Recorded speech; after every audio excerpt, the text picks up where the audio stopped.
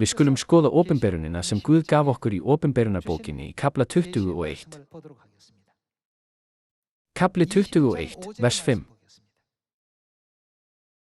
Sá sem í hásætinu sat sagði, sjá, ég geri alla hluti nýja, og hann segir, rita þú, því að þetta eru orðin. Hvernig eru þeir? Trúu og sönnu. Það skrifað að þessi orð innihaldi engin lygi. Við skulum halda áfram með vers 6. Og hann sagði við mig, það framkomið. Ég alfa og ómega, upphafið og endirinn. Ég mun gefa þeim ókeypis sem þyrstur af lind lífsins vatns. Sá sigrar mun erfa þetta og ég mun vera hans Guð og hann mun vera mitt barn.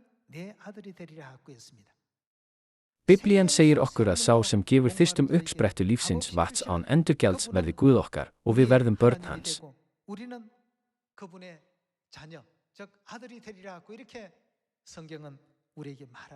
Hver mun þá gefa okkur uppsprettu vatns lífsins? Við skulum snúa okkur að opinberunarbókinni kafla 22, vers 17. Og andinn og brúðurinn segja, kom þú, og sá sem heyri segi, kom þú, og sá sem þyrstur hann komi. Hver sem vill fær ókeypis lífsins vatn.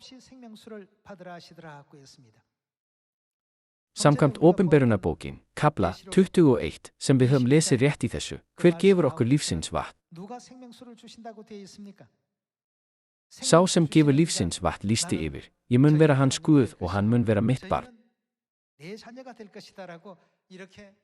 Í opinberunarbókin, kafla 22, vers 17 höfum við séð að ekki aðeins Guð Faðirinn einn gefur okkur lífsins vatn. Heldur gefur brúðurinn, eiginkona lambsins, okkur líka lífsins vatn. Við höfum staðfesta andinn og brúðurinn gefa saman öllu mannkyni lífsins vatn.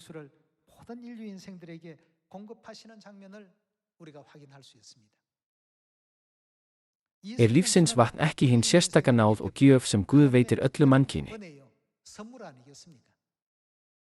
Það Guð sem gefur þessa gjöf.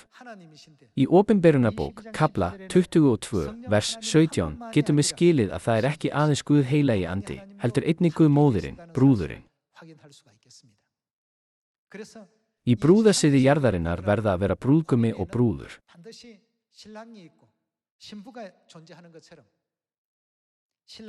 Á sama hátt upplýsir Biblían skýrt að það Kristur, lambið, sem brúðguminn og nýja Jerúsalem, himnesk móðir, sem brúður og eiginkona lambsins.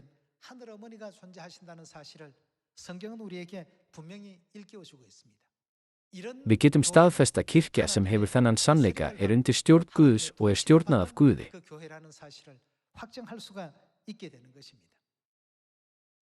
Hver kenndi okkur brúðina, eiginkonu lambsins, í Mattesi, kafla 22? Jesús kenndi okkur þennan sannleika.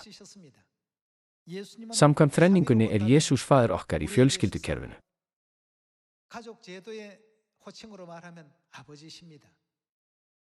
Faðir kenndi okkur móður í gegnum dæmisöguna himnesku brúðkaupsveisluna.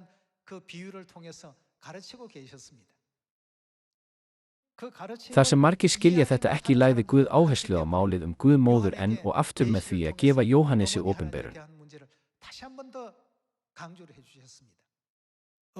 Faðir Ansankong sá sem kenndi okkur móður.